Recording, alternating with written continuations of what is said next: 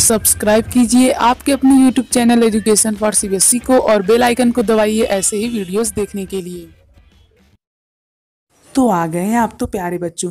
आज की इस वीडियो में हम लोग बात करने वाले हैं चैप्टर नंबर 2 जिसका नाम है माइक्रो ऑर्गेनिज्म फ्रेंड एंड फो। फो मतलब क्या होता है? दुश्मन। तो यहाँ पे आज की इस वीडियो में हम लोग इसके पूरे चैप्टर के बारे में देखेंगे। और आप लोग को यदि वीडियो अच्छी लगे तो इसे अपने दोस्तों के साथ शेयर कीजिए और वीडियो को लाइक भी कीजिएगा। देखिए यहाँ पे होता क्या है, पहले बता देता हूँ माइक्रो ऑर्गेनिज्म क्या होता है। ऐसी ऑर्गेनिज्म जिन्हें हम लोग आंखों से नहीं देख सकते हैं उसे क्या कहते हैं? Micro organism. जैसे कि मान लीजिए ये कोई है एक, नहीं ये नहीं, हम लोग मान लीजिए ये ले लेते हैं, ये कोई है एक ऐसा ऑर्गेनिज्म जिसे मैं आंखों से नहीं देख सकता। तो आप लोग अपनी कॉपी और पेन लेकर के बैठ जाइए ताकि मैं आप लोग जो जो लिखवा सकूं आप लोग उसे नोट करते चलिए। वीडियो को पॉज करके नोट कर लीजिए। जैसे कि मैं बताया, ऐसे ऑर्गेनिज्म जिन्हें हम आंख से नहीं देख सकते उन्हें माइक्रो ऑर्गेनिज्म कहते हैं। तो इसे आप लोग नोट कर लीजिए। ये जरूरी नहीं कि आप लोग इंग्लिश में नोट कीजिए, हिंदी में भी कर सकते हैं, आप अपनी लैंग्वेज में भी कर सकते हैं ताकि आपको आसानी हो समझने में, क्योंकि अब आपको रटना नहीं, अब आप लोग को समझना है। ठीक, तो ऐसे ऑर्गेनिज्म जिन्हें हम आंखों से नहीं देख सकते उसे क्या कहते हैं? Micro organism. अब माइक्रो ऑर्गेनिज्म कितने टाइप के होते हैं? माइक्रो ऑर्गेनिज्म बच्चों होते हैं 5 टाइप के। पहला आ जाता है बैक्टीरिया, दूसरा आ जाता है फंजाई, तीसरा आ जाता है एल्गी, लिखते चलिए वीडियो को पॉज कर करके, फिर से एक बार दोहरा दूंगा। चौथा आ जाता है हमारा प्रोटोजोआ, पांचवा आ जाता है वायरस। तो फिर से दोहरा रहा हूँ, लिखिए। पहला कौन सा है? बैक्टीरिया, दूसरा है फंजाई, तीसरा है एल्गी, चौथा है प्रोटोजोआ, पांचवा है वायरस। अब देखिए, अब यहाँ पे ये जो 5 टाइप के माइक्रो ऑर्गेनिज्म हैं ये करते क्या है? अब भाई हैं तो कि इनका भी कोई काम होगा। जितनी भी चीज़ें हैं उसका कुछ ना कुछ काम तो है ही, वो कुछ ना कुछ करते ही हैं। पेड़ भी हैं, कुछ ना कुछ करते ही हैं, हम लोग भी हैं, कुछ ना कुछ करते ही हैं। पहले बात कर लेते हैं, इनका काम हो सकता है कि ये हमारे फ्रेंड के रूप में हो सके या फिर हमारे दुश्मन के रूप में भी हो सकते हैं। फ्रेंड के रूप में कैसे? जैसे कि यदि हमें दूध की दही बनानी हो तो हम लोग क्या करते हैं? उसे रख देते हैं, वो फिर खराब हो जाती है तो दही बन जाती है। पर खराब हुई कैसे? इसीलिए तो यही तो साइंस का मजा है। साइंस में आप लोग सब कुछ जानेंगे कि आपके आसपास क्या हो रहा है और क्यों हो रहा है। ठीक, तो खराब कैसे हुई? क्योंकि जो बैक्टीरियाज थे वो उसमें आके उसे खराब कर दिए। किसे? दूध को, और उसे क्या बना दिए? दही। तो हमारे लिए फ्रेंड हुए कि नहीं? और ये किसानों की भी बहुत मदद करते हैं जिसे हम लोग आगे देखेंगे। अभी हमारे दुश्मन कैसे हो सकते हैं? देखिए, जो कुछ बैक्टीरियाज होते हैं, सॉरी हाँ, जो कुछ बैक्टीरियाज होते हैं उन्हें हम लोग कहते हैं पैथोजन। वो लोग हमें डिजीज को काज करते हैं। ठीक है, तो पैथोजन किसे कहते हैं? आप लोग नोट कर लीजिए पैथोजन उसे कहते हैं। Disease causing microbes are called pathogens. Note कर लीजिए, disease causing microbes are called pathogens. तो आप लोगों को पता चला।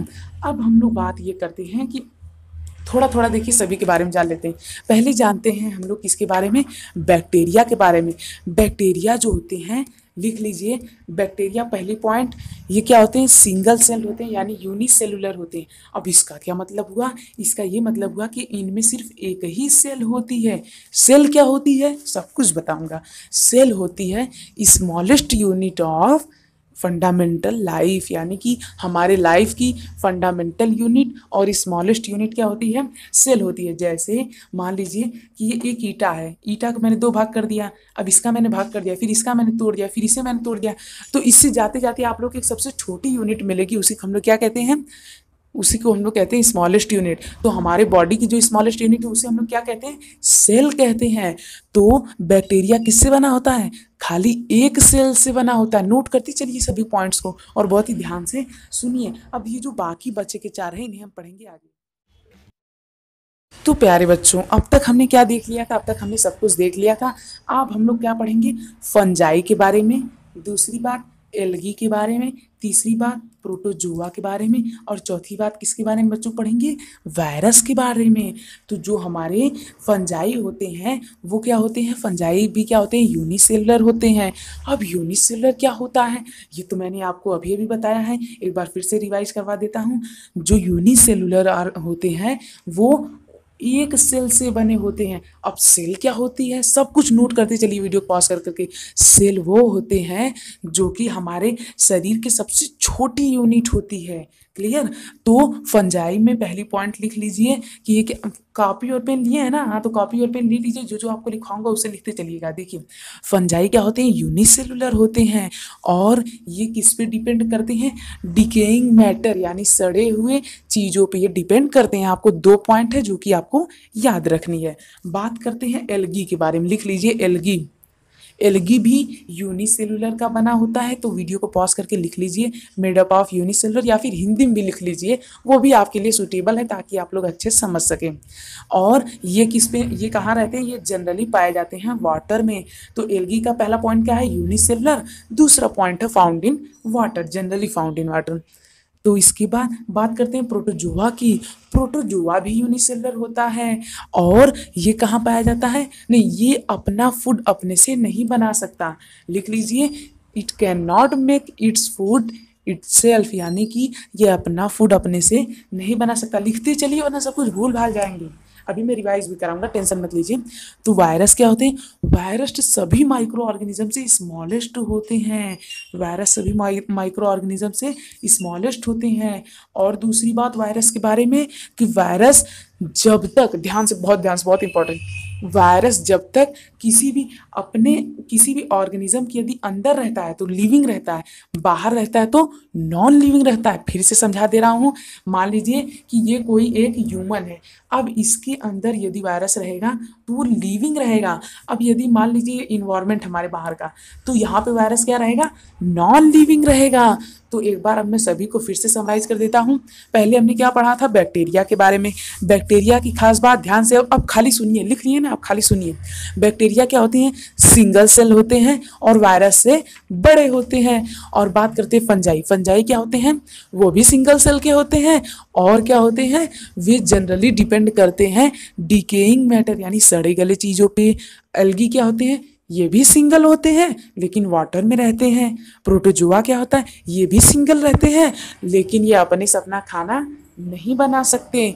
और इसके बाद वायरस क्या होता है, नहीं प्रोटोजोआ क्या होता है, ये भी यूनिसेलुलर होता है और ये अपने से फूड अपना नहीं बना सकता है। वायरस क्या होता है, वायरस सबसे छोटा होता है और इसकी सबसे खास बात ये है कि यदि किसी भी ऑर्गेनिज्म के बाहर है तो ये क्या करेगा, बाहर है तो क्या करेगा, मर जाएगा। लेकिन यदि जैसे ही अंदर आता है ये क्या हो जाता है, लिविंग हो जाता है। अब अंदर कैसे आ गया, अंदर आता है, मान लीजिए यहाँ पे कोई वायरस रखा है, मान लीजिए कोई वायरस यहाँ पड़ा है, ठीक। अब मैं अपने हाथों से इसे छू दिया, वायरस आ गया मेरे हाथ में। अब हाथ से मान लीजिए मैं बिना हाथ धोए खाना खा लिया तो वो चला गया मेरे पेट में। तो इस तरह से वायरस हमारे शरीर के अंदर आ सकता है। क्लियर, हर चीज़ समझ में आ रही है ना। सो यदि आप लोग यहाँ तक आ चुके हैं तो प्लीज़ हमारे चैनल को सब्सक्राइब कर लीजिए और चैनल पर विजिट करना बिल्कुल मत भूलिएगा, बहुत ही इंपॉर्टेंट है। तो प्यारे बच्चों, अब तक हमने क्या देख लिया, अब तक हमने सभी प्रकार के जितने भी माइक्रो ऑर्गेनिज्म होते हैं उनके देख लिया है। माइक्रो ऑर्गेनिज्म क्या होते हैं उनके बारे में देख लिया। अब देखते हैं कि माइक्रो ऑर्गेनिज्म का, पहले देख लेते हैं माइक्रो ऑर्गेनिज्म रहते क्या हैं। आप लोग के मन में सवाल तो आया ही होगा, नोट कर लीजिए, कॉपी और पेन लेकर के बैठे हैं ना, तो जो जो मैं आप लोग लिखाऊँ आप लोग उसे नोट करते चलिए। देखिए माइक्रो ऑर्गेनिज्म रहते हैं एयर में, वाटर में और सॉयल में। और माइक्रो ऑर्गेनिज्म कहाँ रह सकते हैं, जैसा कि मैंने अभी आपको एग्जांपल दिया था कि ये कोई सरफेस है, यहाँ पे एक वायरस है, मैं हाथ से इसे मान लीजिए छू दिया। अब इसे तो मैं देख तो सकता नहीं हूँ कि वायरस, भाई मैं इसे नहीं छूँगा। अब मान लीजिए मैं इसे छू दिया, भाई कॉमन चीज़ है, और मैं बिना हाथ धोए खाना खा लिया तो मुझे मेरे अंदर वायरस चला जाएगा। और वायरस के बारे में खास बात भी क्या होती है कि वो शरीर के अंदर जाता है तो जिंदा हो जाता है और बाहर रहता है तो नॉन लिविंग की तरह रहता है। और इसके बाद ये हमारे शरीर के अंदर भी रह सकते हैं, कौन, माइक्रो ऑर्गेनिज्म। तो माइक्रो ऑर्गेनिज्म कहाँ कहाँ रह सकते हैं, air, water, soil, surface of object, living organism या फिर किसी भी एनिमल के अंदर भी रह सकते हैं और सड़े गले चीज़ों के ऊपर भी रह सकते हैं। अब माइक्रो ऑर्गेनिज्म एंड यूज रहेगा यहाँ पे। तो माइक्रो ऑर्गेनिज्म का यूज किस लिए होता है, देखिए मैंने आपको बताया माइक्रो ऑर्गेनिज्म हमारे दुश्मन भी है, हमारे मित्र भी हैं, हमारे दोस्त भी हैं। तो इसका यूज होता है कर्ड बनाने में, इसका यूज होता है चीज़ यानी पनीर बनाने में, इसका यूज होता है ब्रेड बनाने में। ब्रेड वाला बहुत इंपॉर्टेंट, देखिए ब्रेड बनाने में जिस माइक्रो ऑर्गेनिज्म का यूज होता है उसे क्या कहते हैं, यीस्ट। तो इसे लिख लीजिए और रिवाइज भी करते रहिएगा जो आप लोग नोट्स इस समय बना रहे हैं, ठीक। तो ब्रेड बनाने में किसका यूज होता है बच्चों, ब्रेड बनाने में यीस्ट का यूज होता है, जो कि बहुत ही इंपॉर्टेंट है। और दूसरा चीज़ बनाने में किसका यूज होता है, बैक्टीरिया का यूज होता है। और कर्ड बनाने में भी बैक्टीरिया का यूज होता है। तो कहीं ना कहीं ये लोग हमारी बहुत ही ज़्यादा क्या करते हैं, मदद करते हैं। और माइक्रो ऑर्गेनिज्म का यूज किस लिए होता है, ये मान लीजिए कोई खेत है तो माइक्रो ऑर्गेनिज्म उसमें क्या करते हैं, नाइट्रोजन फिक्सेशन का काम करते हैं। अब ये क्या होता है ये तो मुझे पता ही नहीं, बता रहा हूँ। देखिए ये मान लीजिए कोई बैक्टीरिया है, ये इन्वायरमेंट में से नाइट्रोजन को लिया और उसे यूज किया अपने लिए, ठीक। फिर जब ये बैक्टीरिया बेचारा मर गया तो जो प्लांट की जड़ें हैं उसको क्या मिल जाएगी, यानी कि सॉयल में तब नाइट्रोजन आ जाएगी। कैसे आ जाएगी सर, कुछ नहीं समझ आया। देखिए ये एक है सॉयल, ये है एक हमारा बहुत ही प्यारा सा बैक्टीरिया। अभी बेचारा अभी जिंदा है, ठीक। इसने एटमॉस्फेयर से बहुत सारे नाइट्रोजन को क्या किया है, खाया है, ठीक। अब ये खाया, अब ये जैसे ही मर जाएगा तो इस ज़मीन में क्या हो जाएगा, इस ज़मीन में ये घुल मिल जाएगा। अब जब ये इस ज़मीन में घुल मिल गया तो मान लीजिए यहाँ पे रेड कलर का है नाइट्रोजन, तो नाइट्रोजन भी घुल मिल जाएगा। तो यहाँ से प्लांट क्या कर लेंगे, नाइट्रोजन ले लेंगे। और इसी प्रोसेस को हम लोग क्या कहते हैं, नाइट्रोजन फिक्सेशन। तो वीडियो को पॉज कीजिए और अपनी लैंग्वेज में लिखिएगा इस प्रोसेस को, क्योंकि प्रोसेस बहुत इंपॉर्टेंट है समझने के लिए। तो नाइट्रोजन फिक्सेशन समझ में आया। अब हम लोग बात करते हैं माइक्रो ऑर्गेनिज्म का नुकसान क्या होता है। देखिए पहली नुकसान, माइक्रो ऑर्गेनिज्म यार हमारे फूड को खराब कर देते हैं, यानी हमारे भोजन को खराब कर देते हैं। दूसरी बात, ये हमें डिजीज भी उगा देते हैं, मतलब कि ये डिजीज काजिंग भी हो सकते हैं, जिन्हें हम लोग क्या कहते हैं, पैथोजेन। हमने पहले ही पढ़ चुका है पैथोजेन के बारे में कि ऐसे माइक्रो ऑर्गेनिज्म जो हमें डिजीज करते हैं उसे क्या कहते हैं, पैथोजन। PATHOGENS, PATHOGENS, ठीक। तो लिख लीजिएगा पैथोजन, ठीक। अब ये हमारे फूड को यदि खराब कर देते हैं तो उससे हम लोग कैसे बच सकते हैं, फूड को खराब कर देते हैं तो उससे हम लोग बहुत तरीक़ों से बच सकते हैं। जैसे कि फूड को बॉयल कर लें, यानी कि हम लोग अपने वाटर को क्या कर लें, बॉयल कर लें। और हम लोग अपने फूड में कुछ जैसे जो पिकल्स होते हैं, आप लोग जानते हैं ना पिकल्स, तो उसमें हम लोग ऑयल मिलाते हैं। क्यों मिलाते हैं, ताकि उसे हम लोग बैक्टीरिया से बचा सकें। और क्या क्या तरीके हो सकते हैं, और यहाँ पे हम लोग उसे रेफ्रिजरेटर में रख के बचा सकते हैं। और क्या क्या तरीके हो सकते हैं, हम लोग केमिकल यूज कर सकते हैं। लिखती चल रही है इन सबको, जैसे मैंने बताया कि हम लोग केमिकल यूज कर सकते हैं। तो वीडियो पॉज कर लीजिए और लिख लीजिए कि we can also use chemical, या फिर अपने लैंग्वेज में हम केमिकल भी यूज कर सकते हैं। तो ऐसे ऐसे लिखते चलने से क्या होगा, इससे आप लोगों को अच्छे से समझ में आएगा और आप लोग इसे रिविजन भी कर सकेंगे। तो हम लोग केमिकल का भी यूज कर सकते हैं, या फिर इसमें साल्ट यदि हम लोग मिला दें, यानी नमक मिला दें, तो भी ये बच सकता है क्या, हमारा जो भी फूड है जिसे हम लोग प्रिजर्व करना चाहते हैं। अब आप लोग सोचेंगे यदि फूड प्रिजर्व नहीं हुआ तब क्या होगा, तब हमारा खाना नुकसान हो जाएगा, और उसे यदि हम लोग खा लिए तो वो हमें नुकसान कर देगा और बीमारी फैला देगा। तो बस ये चैप्टर यहाँ पे ख़त्म होता है। यदि आप लोग यहाँ तक आ चुके हैं तो प्लीज़ हमारे चैनल को सब्सक्राइब कर दीजिए, गुरु दक्षिणा दे के जाइए, सब्सक्राइब चैनल को करके जाइए और चैनल पे विजिट कीजिए ऐसे ही और वीडियोस के लिए। फटाफट से हमारे चैनल पे क्लिक कीजिए और वहाँ पे विजिट कीजिए, और वहाँ पे एक प्लेलिस्ट होगी क्लास 8 साइंस। बस आप लोग वहाँ पे जाके सभी लेक्चर्स को देखिए और एंजॉय कीजिए, सीखिए। थैंक यू, जय हिंद, जय भारत।